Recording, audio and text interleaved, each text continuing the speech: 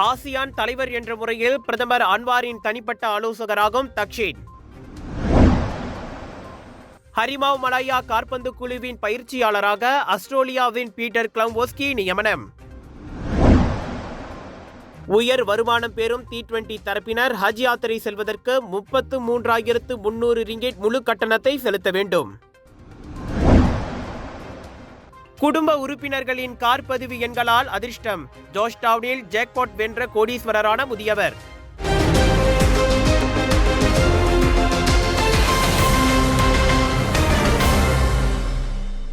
Malaysia அடுத்த ஆண்டு ASEAN தலைவர் பதவியை ஏற்கும்போது பிரதமர் டத்தோஸ்ரீ அன்வார் இப்ராஹிமின் தனிப்பட்ட ஆலோசகராக தாய்லாந்து முன்னாள் பிரதமர் தக்ஷின் ஷினாவாத் செயல்படுவார். அதிகாரப்பூர்வமற்ற முறையில் அமைக்கப்படும் பல்வேறு ஆசியான் நாடுகளைச் சேர்ந்த ஒரு குழு தக்ஷனுக்கு உதவியாக இருக்கும் என டத்தோஸ்ரீ அன்வார் அறிவித்தார். தக்ஷின் போன்ற அரச தந்திரிகளின் அனுபவம் ஆசியான் தலைவர் என்ற முறையில் மலேசியாவுக்கு பெரும் உதவியாக இருக்கும் என பிரதமர் கூறினார். தக்ஷனின் கடைசி புதல்வியும் தாய்லாந்தின் நடப்பு பிரதமருமான பாய்தோங் தங் ஷினாவாத்துடன் புத்ராஜயாவில் கூட்டு செய்தியாளர் சந்திப்பை நடத்திய போது டத்தோஸ்ரீ அன்வார் அவ்வாறு கூறினார். அன்வாரின் அவ்வறிவிப்பை வரவேற்ற பைத்தோங்தன் அதற்கு மலேசியாவுக்கு நன்றியும் தெரிவித்துக் கொண்டார். 2001 முதல் 2006 வரை தாய்லாந்து பிரதமராக இருந்த தக்ஷன் ராணுவ புரட்சியில் வீழ்த்தப்பட்டு 15 ஆண்டுகள் நாடு கடந்து வாழ்ந்து வந்தார். கடந்த ஆண்டு தாய்லாந்து திரும்பியவருக்கு ஊழல் மற்றும் அதிகார முறைகேடு தொடர்பில் 8 ஆண்டுகள் சிறை தண்டனை விதிக்கப்பட்டு பின்னர் அந்நாட்டு மன்னரால் அது ஓராண்டாக குறைக்கப்பட்டது. 6 மாதம் சிறையில் இருந்த 74 வயது தக்ஷன் தற்போது பரோலில் விடுவிக்கப்பட்டுள்ளார்.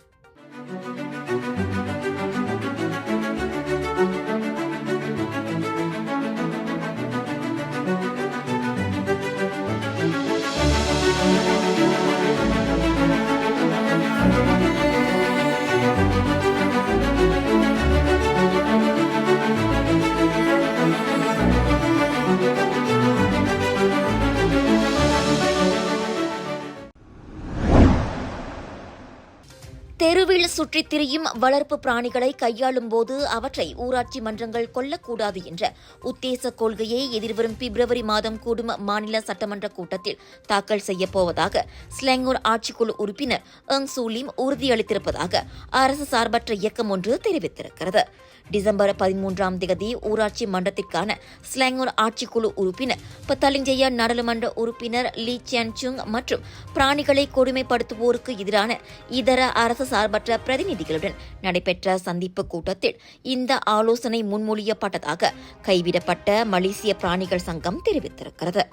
தெருவில் சுற்றித் திரியும் வளர்ப்பு பிராணிகளை கொல்வதை தடை விதிக்கும் கொள்கை குறித்து சமூக இயக்கங்களின் உறுப்பினர்கள் அந்த கூட்டத்தில் விளக்கம் அளித்தனர். ஊராட்சி மன்ற அதிகாரிகள் பின்பற்றும் கருணை கொலை செய்வதற்கு பதிலாக அந்த பிராணிகளுக்கு கருத்தடை செய்த பின் விடுவிக்கப்பட வேண்டும் என அரசு சார்பற்ற இயக்கங்களின் பிரதிநிதிகள் வாதிட்டனர். அனைத்து ஊராட்சி மன்றங்களிலும் பிராணிகளை தத்தெடுப்பது மற்றும் அவற்றுக்கான கருத்தடை தடுப்பூசியின் மூலம் தெருவில் சுற்றித் திரியும் வளர்ப்பு பிராணிகளின் பிரச்சினைக்கு தீர்வு காண முடியும் என அவர்கள் வலியுறுத்தினர். வளர்ப்பு பிராணிகளை கொல்லக்கூடாது என்ற முன்னோடி கொள்கை பத்தாலிஞ்சையா ஊராட்சி மன்ற பகுதிகளில் அமல்படுத்தும் கடப்பாட்டுடன் லீலியன் முழு ஆதரவோடு இந்த ஆலோசனையை தாம் பெற்றுள்ளதாக அங் சுலிம் தெரிவித்தார்.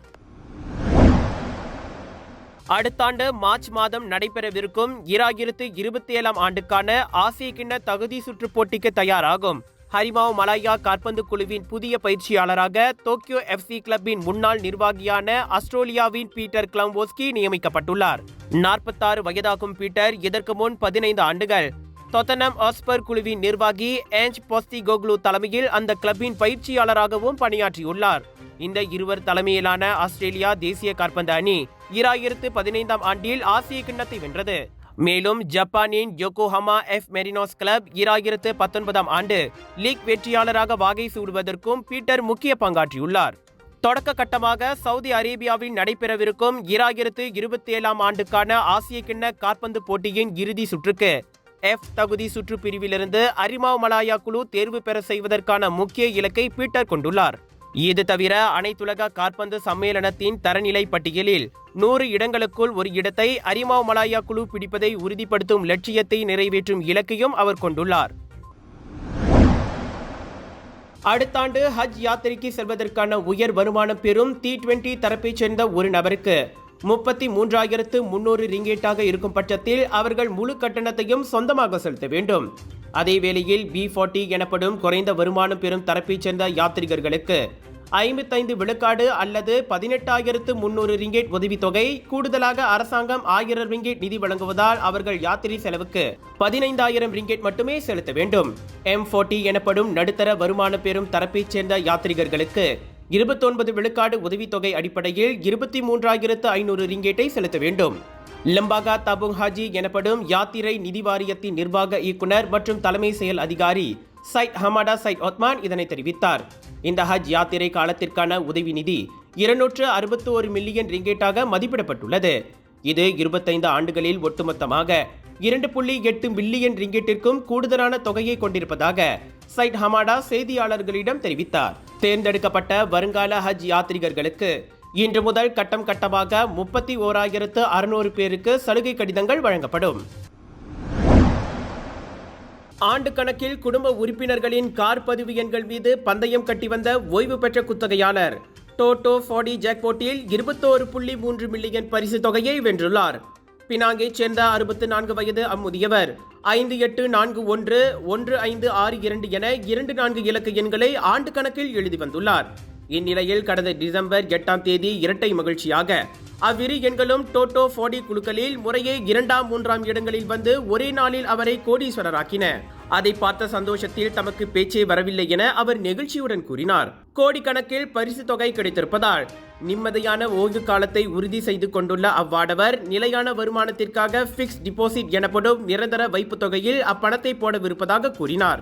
இவ்வேளையில் பினாங்கைச் சேர்ந்த இன்னொரு நபர் 96661018 என்ற எண்கள் வாயிலாக 4.4 மில்லியன் பரிசு பணத்தை வென்றுள்ளார். கார் ஓட்டுநராக வேலை செய்து வரும் தனது கடும் உழைப்புக்கு தனது கார் தந்த பரிசு அதுவென உருகுகிறார் 39 வயது அவ்வாடவர்.